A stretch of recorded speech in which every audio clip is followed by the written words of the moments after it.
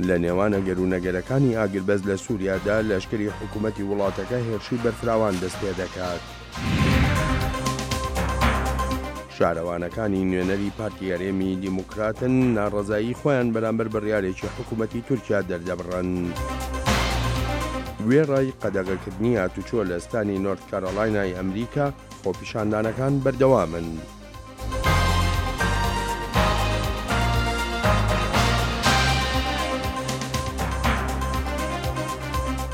خۆش هاتنەوە بۆ کورد کۆنێکشنێکی نوێ لە واشنگتنەوە. سڵاو و رێزێ تەماشەبانی هێژا جارەکەدن بخێرهاتنا وە دکن دێ بەرنامەیەکە نودە ji کورد کۆنێکشن ku li dengê Amerîka tê amadekirin û bi awayekî zindî di rojên îndiyê û sêşemê de li ser kanala NRT tê belavkirin.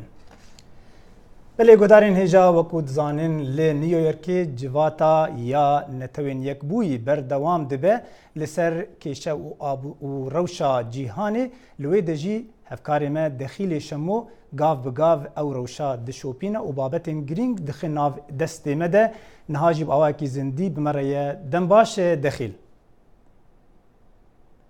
Dem baş serçeva Luqman. Belê dexîl gelo ecenda karê îro çi ye li navê civatê de? Luqman niha dest pê diketibinî saet neho nîvî sibêya li New Yorkê civînan dest pê kiriya hêşta naverokewan em nizanîn lê em dizanîn ku Rusya îroyê peyva xwe bixwendar xelk li benda Rusyaya ji ber mesela şerê Sûriya û bizanekanê wê çi bêje li ser mesçik û gelek rêberên cîhanê baweriya xwe diyar kiriye li ser mesela şerê Sûriya û mesela Agrbestê bi taybetî ji bilî wê jî Almanya ku çavê dinyayê li ser îro wê gutar hebe ji ber mesela penaberan lê çalakiya giring îro dîsan heye piştî nîvro li ser mesela qaçaxçiya bi mirovan ku rêxistiyê netewênê girtî haydarin û agah jî heye gelek dixemawandaya ku qaçaxî bi mirova têkirin li ser asê cihan û taybet jî li welatên Afrika û li welatên Rojhilata navîn. Belê dexîl heger niha zû be jî ji bo naskirina naverokê civîna îro ka em werin ser doh çi tiştê girîng got hatin berçav yanî di nav civatê de hatin kirin. gelek çi dibû lê ez dixwazim bêjim behsî Iraqê bikim ku Hyderabadê gutar xwend û piraniya gutarewî yan sengiya gutarewî li ser mesela şerê Daeş bû bi taybet jî rizgarkirina Musilê û li gora yek ji endamên şandeyê digel Ebadî ew dibêjin ku li her civînê ku wan kirîne li gel NATO li gel Amerîkaya li gel Ewropiyan li ser mesela şerê derxistina Daeş bû ji Musilê. Ebadî di gotara xwe de daxwaza cîhanê kir ku alîkarî bike di mesela penaberan de û dibêje jî ku di demê salekê de ew ê Daeş ji Iraqê derxin yan ew ê yan demê îsal bibûre ev sala ew ê Musil rizgar bikin. Belê dexîl di navê vê civînê de gelek tiştên girîng hatin diyarkirin û li ser giftugû jî weke niha te jî behs kir li ser wan dibin li ser rewşa rojhilata navîn û her wisa jî rewşa cîhanê ya penabera û şerê Sûriye gelo tu çi karibêje li ser ev babetên girîng got encamdanê di nav van divê civînê de yan hîna jî giftugû li ser tê kirin? Belê Luqman tu dizanî civînên netewênê girtî gelek diplomat wesa dibêjin mesela xwendina gutaran tiştek edetiye yani tiştek hemû sala dibitin gelek giringiya wanî ne lê giringî di hendê daye civînên dibin li dor û berên wan wê wan rûdanî van çend rojan li New Yorkê dibin bo nimûne li ser destpêka wê konferansê li ser penaberan bû li ser meselan parastin û asayişê bû li ser pirsên cîhanê bû gelek jî doh yek ji semînar û konferansên giring li ser mesela parastina keltûr û paşmayê dîrokiyên milletan bû li Rojhilata navîn taybet jî ku di kevin ber gefeya ji nav birinê û dizînê ku niha komelên radîkal li wir bitir aktivin û tên firotin evca pêşxeriya cîhanî heye ji bo mesela parastina keltûran ew dibêje yanî wan raporteka bû dibêje ka çawa parastina wan ne bi tenê giring e ji wan miletan ra lê giring e ji tevaya cîhanî û mirovaniyê ra ji bilî wê jî dîsan îro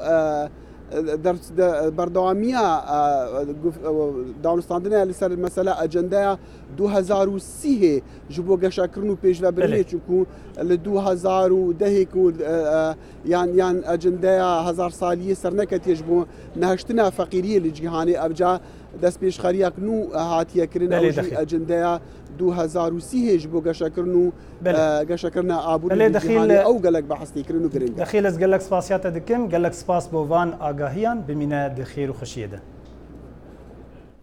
شارەوانەکانی پارتی دیموکراتی هەرێمەکان کۆبوونەوەیکی نائاساییان کردووە لە شاری دیاربەکر پاش ئەوەی بە بڕیارێکی حکوومەتی تورکیا 25 شارەوانی ئەم لایەنەی سەر بە کوردیان لە پۆستەکانیان لادا.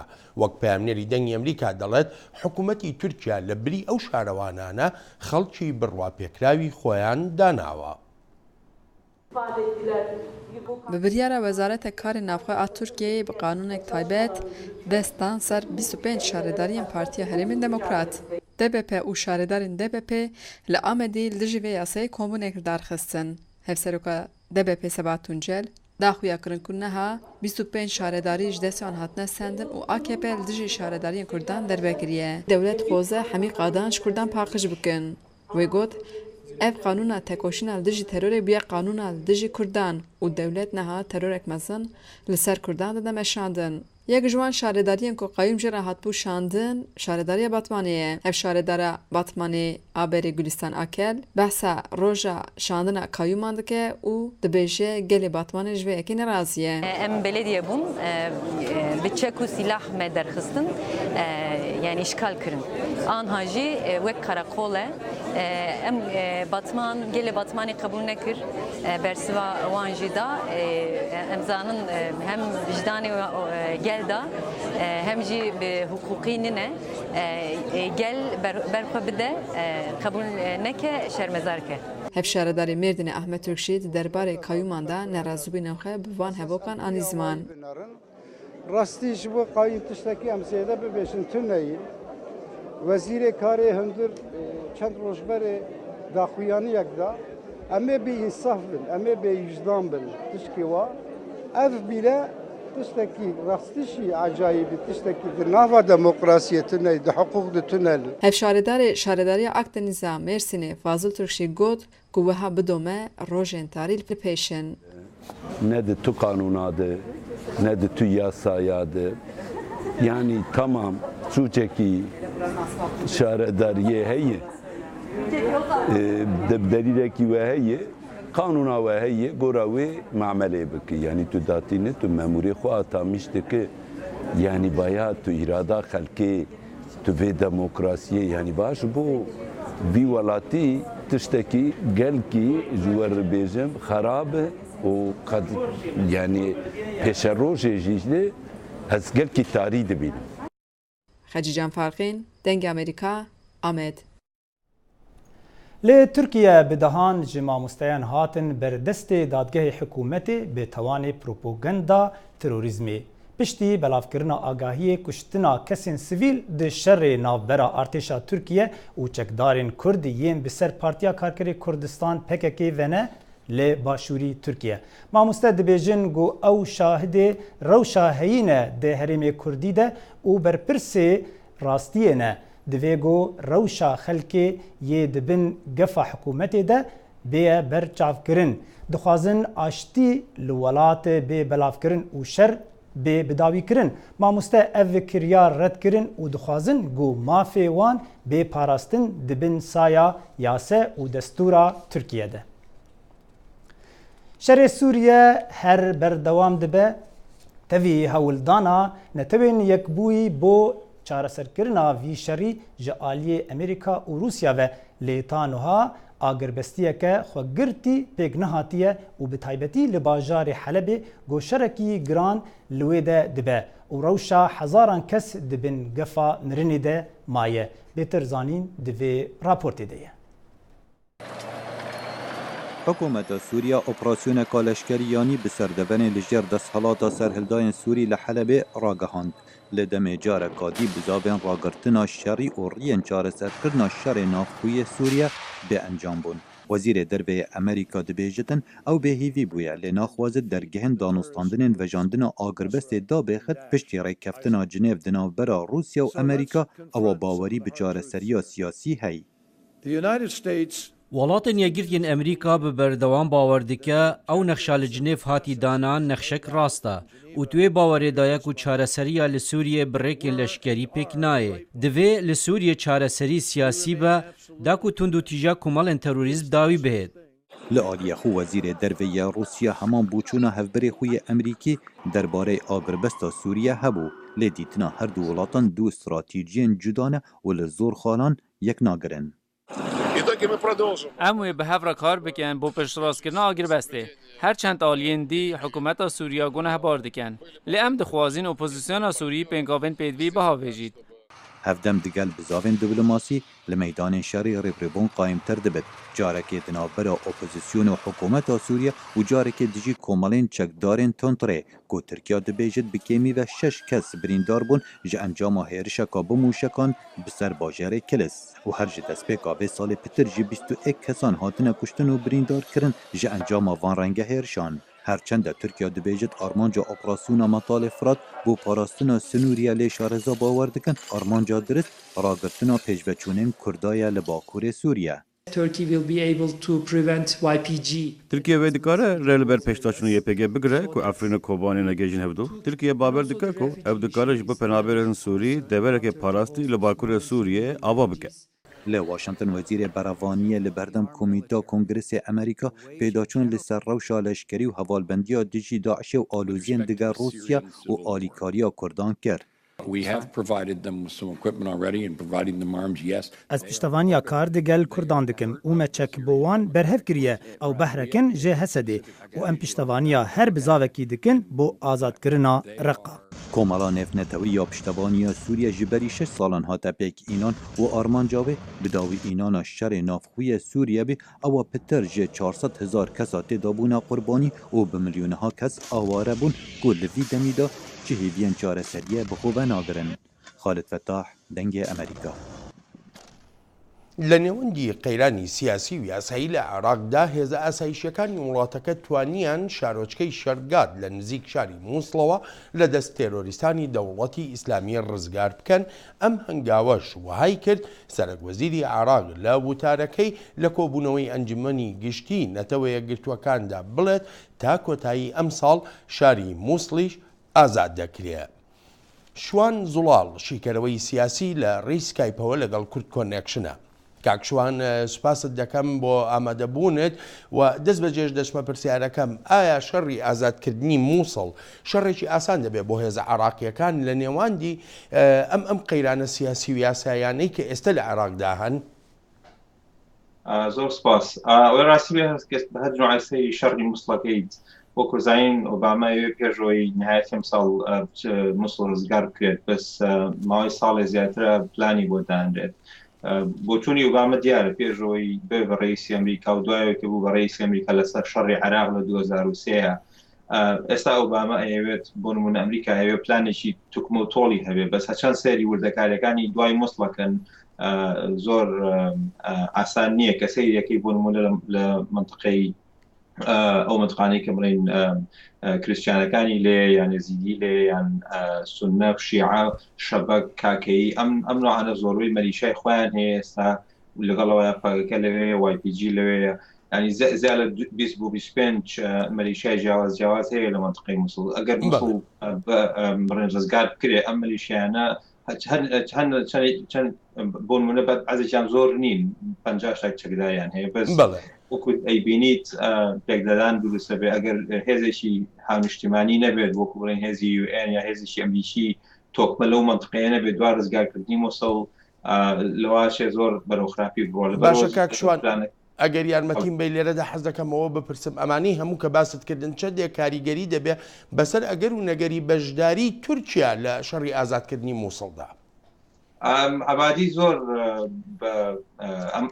دوێنێشۆ لە UN باسی کرد کە بڵین ئەو هێزانی تورکیا نەبێتە ناو نزیکی مووسڵەوە لە بشنە دەرەوە تورکیا تاوان مەسەلەکە ئالۆزەکە و کۆزانی تورکیا زۆر کەس باز لەوەگە کە زۆر نەرمینوان بووە لەگەڵ داعشە بۆ ماوەی مایەکە تقریبا نەوێت لە سووریا هجومی گرۆ سەر مەجموعە شوێنی لە جەرابلوس ومانە بۆ سەر داعش بەس زۆر کەس ئەڵێ تورکیا نەرمی هەیە لەگەڵ داعشە و تووشیان لەو منطقەیە بێ ئەو منطقەیە بە ئاسانی پاک ناکرێتەوە چکە وەکو ڕێچکەیە بێت بۆ جەماعەتی داعیشی ئەو چەکدارانە کە جزە بکەن و بچنەوە ناو سووریا هەم. بەڵێ کاکشوان جەختێکی زۆر دەکرێتەوە لەوەی کە پێویستە هێزی پێشمەرگەی کوردستان بەشدار بێت لەم شەڕی ئازادکردنەی مووسڵدا. لە هەمان کاتیشدا دەسەڵاتی سیاسی کوردی باز لە ڕێکەوتنیەکی نوێ دەکا لەگەڵ بەغدادا بۆ قۆناغی پاش داعش لە مووسڵ. بەپێی ئەو قەیرانە سیاسی و یاساییانەی کە هەیە پەرلەمانی عراقی متمانە لە وشارزێباری وەزیری دارایی عراق دەسەنێتەوە، ینی ئەمە نابێ بە کێشەیەک لە هێنانە ئارای ئەو ڕێکەوتنەی کە پێویستە لە نێوان بەغدا و هەولێردا بکرێ. من ڕاستی خۆی یەکێ لە هەر کێشە گەورەکانی بینی بەغا و هەولێر کێشەی بوجێ و کێشەی نۆتە و ئێستا ئەم مۆزایەکی ئێستا هەیە و شارزێباری ئەم دەنگی لەسەردرا لە پەرلەمان متمانی لێسەنرایەوە. ئەمەش ئەژێتە ڕێزی ئەوانەی کە بۆ نمونە وەزیری دیفاعی عێراق لێنی وەزیری داخلی عێراق وەزیری نییە کە عێراق وەزعێکی فاینانشەڵی خراپی هەیە، وەزعی داخلی خراپە، شەڕی هەیە. ئەو وەزیرانەی کە زۆر پێویستە لەم کاتە هیچیان حالیەن لەناو عێراقا ئەو وەزیرانە نییە و من لەو باوەڕێم ئەو دیڵی کە باسەکردنەوە ڕێکەوتنەی کە باسەکرێت هەر قسابێ و ئەگەر دوای مووسڵ وەکە مووسڵ ڕزگار کرێک و باسم کرد ئەو نوع عملیشیانە ئەو ملیشە جیاوازانە ئەگەر کۆنتڕۆڵ نەکرێن لەلایەن هێزێکی هاونیشتمانیەوە لە وەکو UN یان هێزی ئەمریکی زۆر زەحمەتە بێ ئاشتی بێنە لەو مەتقەیە. کاکشوان دواپرسیارم ئەگەر بە کورتی وەڵام من بیتەوە وەکو گریمانەیەگەگەر تا کۆتایی ئەم ساڵ مووسڵ ئازاد کرا، پێت وایە ئیدی کۆتایی ڕێکخراوە تێرۆریستیەکەی ئەبوو بەکر بەغدادیە لە عێراق؟ احتیمالێکی هەیە ئەو ڕێکخراوە لە عێراق وەکو بڵین شوێنی شار و شارچکەی لەژێر دەستا نەمێنێ، بەس وەکو زانی وەکو بینیمان دوای 2023 کە چۆن کۆنە بەحسیەکان وەکو بڵین بەحسی نەما بەحسا لە عێراق سەدام ڕووخا بە زۆر دەور دەخوایان دروستکردنەوە هاتن ناو وساک و داعشن لەو باڕێم ئەمێنن و بەس وەکو بڵین ناوچەیەکی جۆڕافیان وایان لەژێر دەستا نامێنێ، بەس ئەم بە ئاسانی لەناو ناچن. بەڵێ کاکشوان زۆر سپاس دەکەم بۆ بەشداری لە کورد کۆنەکشنی ئەمڕۆ. سپاس. پێنج ئەندامە هەمیشەیەکەی ئەنجومەنی ئاسایشی UN و هەروەهاش ئەڵمانیا بە بەشداری وەزیری دەرەوەی ئێران لە نیویۆرک کۆبوونەتەوە. بەشداربووانی ئەم کۆبوونەوەی بەگشتی ستایشی ڕێکەوتنەکەیان کردووە و هەروەها دانیشیان بە بەرەو پێشچوون لە جێبەجێکردنەکەی داناوە، بەڵام ڕای جیاوازیشیان هەبووە لەسەر ڕێوشوێنەکان بۆ جێبەجێکردنی ئەم ڕێکەوتنە ناوچیە. جگرê sekreterê giştî yê Partiya Demokratî ya Kurdistana Îranê Hesen Şerefî dibêje şerê pêşmergan ne ji bo êrişkirina rejîma Îranê ye lêbelê ji bo parastina xelkên sivîl li wê deverê ye. Ev raport roniyetîne ser hûrbîniyê vî şerê. لە ماوەی چەند مانگی ڕابردوودا چەندین شەڕ و پێکدادان لە نێوان پارتەکانی سیاسی کوردستانی ئێران و هێزەکانی چەکداری کۆماری ئیسلامیدا ڕووی داوە کە هەردوو گولایەن تووشی زیانی جانی بوونە و هەر لەم دوانەدا دوو پێشمەرگە حیزبی دیموکراتی کوردستان لە ناوچەی سەردەش لە ماوەی جەولەیەکدا جانیان لەدەستدا. مەبەست لە چوونی هێزی پێشمەرگە بۆ ناوخۆی کوردستان وەڵامدانەوەی ئەو زەبر و زەنگەی ڕێژیمە کە لە سەری بەردەوامە وەک حەسەنی شەرەفی دەڵێت. ئێمە ئەوەی ئەلعان لە گۆڕەدا پێناڵی خەباتی چەکداری پێی دەڵێن حزوری پێشمەرگە لە پەناخەڵکی کوردستاندا کە لە ژێر فشاری جەمهوری ئیسلامیدان دەگیرێن، تاقیب دەکرێن، زیندانی دەکرێن بۆ حمایەت لەو خەڵکەی و بۆ دیفاع لەو خەڵکەی حزوریان هەیە لە منتەقەدا نەک بەرنامەی شەڕی نظامیمان هەبێت. شەرەفی دەژڵێت لە نێوخۆی کوردستاندا پێشمەرگەکان بۆ هێرشکردنە سەربنکەی ڕێژیم پێشدەستیان نەکردووە. بە هیچ جور ئێمە حملەمان نەکردووە تا هیچ مرکزێکی نظامی و هیچ نهادێکی دەوڵەتی، بەڵکو لە حاڵەتی دیفاعدا بوون تەنیا ئەوان هێرشیان کردوتە سەر تێکۆشەرانی حزبی ئێمە و پێشمەرگەکانی ئێمە. بوونی پێشمەرگە لە نێو خۆ بۆ پشتیوانی و دڵگەرمیدان بە خەڵکە هەروەک سکرتێری گشتی حیزب لە چاوپێکەوتنی لەگەڵ BBC فارسیدا جەختی دەکاتەوە. حضوری پیشمەرگەوان ئامادەبوونی پێشمەرگەکان بە شێوەیەکی چەکدارانە لە نێو خەڵک لە ڕاستیدا جۆرێک پشتیوانی ئاشکرا و بەهێزی بۆ خەڵکە و ئەوەش کارتێکردنی خۆی لەباری ڕوحیدا دەنێت و هەتا ئێستا ئەو کارتێکردنەی هەبووە. وەک حیزبەکانی کوردستان بەردەوام گوتویانە لەبەر بەرژەوەندی هەرێمی کوردستان خۆیان لە چوونی چەکدارانە بۆ نێو خەڵک لە کوردستانی ئێراندا پاراستووە. بەڵام شەرەفی دەڵێت لەسەر خەبات هەروە بەردەوام دەبن. ڕەنگەوان پێیان خۆش نەبێ، بەڵام داوا لە ئێمەش بکەن، بەڵام لەبەر ئەفکاری عمومی میلەتی کورد لە هەر چوار پارچەی کوردستان ناتوانن ئەو زەختە بخەنە سەر ئێمە کە لەگەڵ جەمهوری ئیسلامی مبارزە نەکەین. هەروەها شەرەفی دەڵێت بۆ وەڵامدانەوە بەو هەلوو مەرجە لەسەر مەشق پێدانی پێشمەرگەکان هەروە بەردەوامن. سەلاحی پیرۆتی دەنجی ئەمریکا. کۆمپانیای یاهوو بۆ چەند ساڵێکە لە هەوڵێکی بەردەوامدایە تا بەشداربوانی خۆی بگێڕێتەوە بۆ خزمەتگوزاریە دیجیتاڵیەکانی وەک ئیمێل. ئەم ئەرکە بۆ کۆمپانیای یاهوو قورستر بووە پاشەوەی هاکەرەکان زانیاری هەستیاریان لە ئەژماری بەلانی کەم 500 ملیۆن بەشداربووی یاهوو بردووە. لە مانگی حەوتدا 161 ملیۆن کەس لە سەرانسەری جیهاندا ئەژماری یاهویان لەسەر کۆمپیوتەرەکانیان بەکارهێناوە. ئەمەش ینی کەمبوونەوەی بەکارهێنانی یاهوو بە ڕێژەی لە 140. شارەزایانی ئاسایشی کۆمپیوتەر دەڵێن یاهوو هەنگاوێکی باشی ناوە کە بەشداربوانی خۆی لەو هاکردنە ئاگادار کردوێتەوە. ئەڤڕۆژە سێمینە ژێ خۆپێشاندانی هەموڵاتیên ئەمریکی لە دژی کریارê پۆلیسان لە ویلایەتا نۆرت کەرۆلەینا پشتی کوشتنا ئەمریکیەکی ڕەش لەسەر دەستێ پۆلیسان لە چارلۆت. شارەدارê باژارê فەرمان دا بۆ قەدەغەکردنا چوون و هاتنê û şandina supayên parastinê بۆ parastina dukan û semyanê xelkê ji diziyê. Lê her wiha jî hîna kêşe berdewam dibin got di nav xwepêşandanan de kesekî turbêl acot û li jinekê xist. Ev e rewşa aloz hikûmeta Emerîkî û hemwelatiyên North Carolina xistiye ber ezmûneke mezin bêçawa ev rewşa aloz çareser bikin. بەر لەو توێژی تەنبەتەنی هەردوو کاندیدی کۆماری و دیموکراتەکان بۆ پۆستی سەرۆکایەتی ئەمریکا سەنگیان خستۆتە سەر ئەو ستانانەی کە دابەشبوونێکی یەکسانانەیان تیادایە بۆ هێلەری کلنتن و دۆناڵد ترامپ. ئێستاش هەڵمەتەکانی هەڵبژاردن لە ستانەکانی پەنسیلڤانیا، ئۆهایۆ، مەشیگان، نیڤادا بەچڕی بەڕێوە دەچن. ترامپ خەریکی وەدەستێنانی پشتیوانیەکی بە فراوانتری کەمینە و چینی کرێکارە ئەمریکایەکانە. چوارشەممە لە گرتبوونەوەیەکی تۆلیدۆی ئۆهایۆ گوتی کلنتن بەشێکە لە قۆرخکاری بەرژەوەندی تایبەتی لە پایتەختی وڵاتەکە. ئەوان هەمویان پشتیوانی لە هەمان ئایدۆلۆژی بە جیهانی بوون دەکەن. ئەو کارێ ئەوان دەوڵەمەند دەکات هاوکات کارەکانتان ڕەوانەی دەرەوە دەکەن و کارگە و سامانەکانتان هەمووی دەنێرنە دەرەوەی وڵات. من هەوڵی ئەوە نادەم ببمە سەرۆکی جیهان بەڵکو و هەوڵی بوونە سەرۆکی ئەمریکا دەدەم. سیاسەتکاری بەریتانی نایجل فەراج دەڵێت ئەم پەیامە یارمەتی ترامپ دەدات پشتیوانی زیاد بکات. هەروە ترامپ بەڵێنی داوا هەندێک لە واژووی دەستکەوتەکانی بەڕێوەبەراتی ئۆباما هەڵوەشێنێتەوە وەک نوێکردنەوەی پەیوەندیەکان لەگەڵ دوژمنی پێشوو کوبای کۆمەنیست لە کاتێکدا لەوانەیە دەنجی هەندێک ئەمریکیە کوبیەکان وەربگرێت، بەڵام ئەوە پلانێکە ئەوەندە باو نییە. ئەوە بۆ ئەمریکا و کوبایەکان کارێکی خراپ دەبێت. ئێمە پێشکەوتنێکی زۆرمان کردووە. ساڵی ڕابردوو 2 ملیۆن ئەمریکایی سەردانی کوبایان کردووە. هەستیان کردووە کوبایەکان گەلێکی مەزن و وڵاتێکی جوانە و لە ڕووی ئابووریەوە شیان هەیە دەرفەتێکی یەکجار زۆری بۆ ئەمریکا هەبێت. ڕۆژی چوارشەمە کۆمەڵێک ئەفسەرانی پلە بەرزی خانەنشین بوو دژی ترامپ قسەیان کرد. دۆناڵد ترامپ جێگەی متمانە نییە. دووهەم لەبەر ئەوەی جێگەی باوەڕ نییە، ئەوە کەسێکی مەترسیدارە. سێهەم ئێمە متمانە بە هێلەری دەکەین کە ببێتە فەرماندەی گشتیمان. هەر ڕۆژی چوارشەمە پاڵێوراوی دیموکراتەکان بۆ سەرۆکایەتی لە ئۆرلاندۆی فلۆریدا هەوڵی وەدەستێنانی دەنگدەرانی کەمینەکانی دەکرد.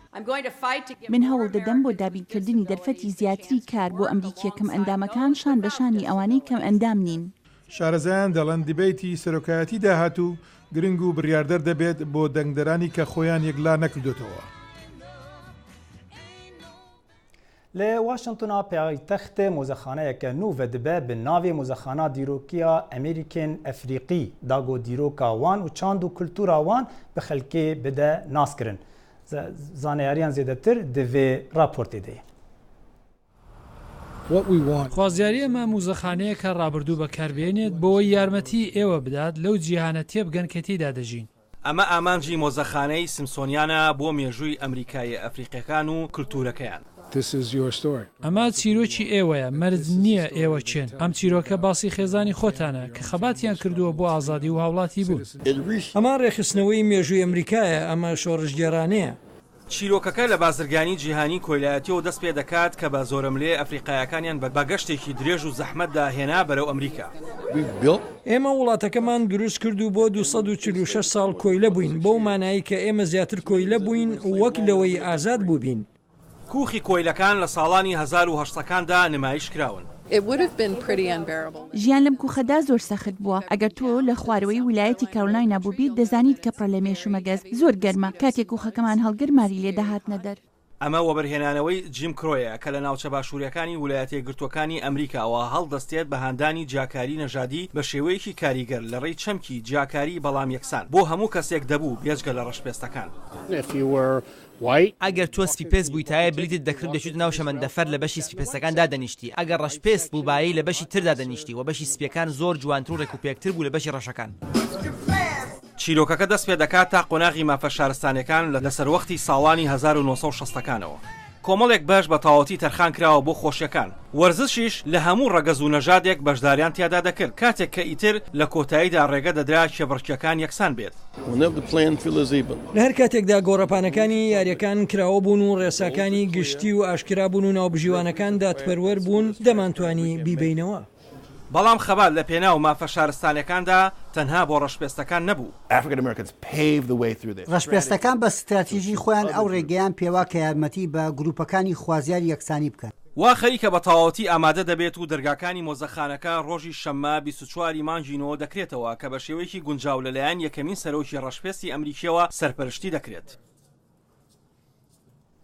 ڕێکخراوی وادی ئەڵمانی بەرنامەی هەیە بۆ لەنزیکردنەوەی منداڵە ئاوارە عەرەبەکان لەگەڵ منداڵانی کورددا لە ڕێی ڕەخساندنی کات و زەمینەوە بۆ یاریکردنێکی هەفتانە لە نێوانیاندا ڕێکخراوی وادی وەک پامنەری دەنگی ئەمریکا باسی دەکا ئەم بەرنامەیە لە یەکێک لە گوندەکانی کفریەوە دەست پێ کردووە وەکو هەوڵێک بۆ دەرباسکردنی منداڵانی ئاوارە لەو گرفتە دەرونیانەی کە ژیانی ئاوارەیی بۆی دروست کردوون ڕێکخراوی وادی ئەڵمانی هەفتانە ژمارەیەکی زۆر منداڵی ئاوارەی عەرەب و منداڵی کورد پێکەوە کۆ دەکاتەوە و یاری منداڵانەیان بەسەردا دابەش دەکات ئەم مناڵانە بێبەشن لە چالاکی لە یاری و شادی لە ڕۆژی جیهانی مناڵە لە هەموو شتێک بۆیە بە گرنگ مانزانی سەردانی ئەو مناڵانە بکەین کە لە لادیەکان و ئاوارن لەگەڵەوەشدا ئێمە بە چالاکیەکانمان بە یاریە جۆر بە جۆرەکانمان هەڵمان داوە هەموو مناڵانی لادیەکان و مناڵانی ئاوارە عەرەبەکان پێکەوە کۆ بکەینەوە و بەبێ جیاوازی یاری بکەن منداڵانی کورد و عەرەب بە شێوەیەک تێکەڵاو بوون و پێکەوە یاریان دەکرد کە لە یەکتری گیان نەدەکرانەوە لە ماڵیشمان ڕەوشەکە خراپە پێمان ناکرێت بچینە دەرەوە کەیف بکەین کوردەکانیش وەکو خوشک و برای ئێمەن لەگەڵمان باشن لە بارودۆخێکی زۆر ناخۆش داین لە هەفتەکەشدا هەر کات ڕێکخراوێکی خێرخوازیە دڵمان پێخۆشە بێت لەگەڵ کوڕە کوردەکانیشدا کە ئینسانی زۆر باشن پێکەوە یاری دەکەین پێکەوە کۆکردنەوەی منداڵانی ئاوارەی عەرەب و منداڵی کورد تەنها لە ڕووی دەرونیەوە منداڵانی دڵخۆش نەکرد بەڵکو دۆستایەتی و هاوڕێیەتیشی لە نێوانیاندا دروست کردبوو عەرەبەکان چۆنێکەنات نەبوویرە ئاواران ئێمە یارمەتیان نەدەین و ئەوانیش زۆربەی زۆران هاوڕێ منن و دوایەوە هەردێوشتە بەخشنە ئەو خەڵکی لە دڵیان خۆشەوە و خەڵکەکان زۆربەی زۆریان ئانی چۆن بەجی هاوکاریانەکان لەبەرەوە عەرەبەکانیش زۆربەی زۆرانیان خۆشەوە پرۆژەکەی ڕێکخراوی وادی ئەڵمانی بۆ منداڵانی ئاوارە تەنها گوندی 12 ئیمامی سەر بە قەزای کفری گرتووەتەوە کە لە کۆی 150 ماڵی گوندەکە 67 ماڵیان عەرەبی ئاوارەن دڵشادەنوەر دەنگی ئەمریکا پارێزگای کەرکووک بەێ تەماشەوانێ هێژا هەروەها درەوشا سیاسیە ئەمریکا دە هەردوو پارتیên سەرەکی یê دموکرات و یê کۆماریان di ajelên navdar fîl û ker xwirkirine sembol ji bo nûnertiya herdû partiyan bike got em li ser televîzyona dibînin ew çawa nûnertiya herdû partiyan dikin.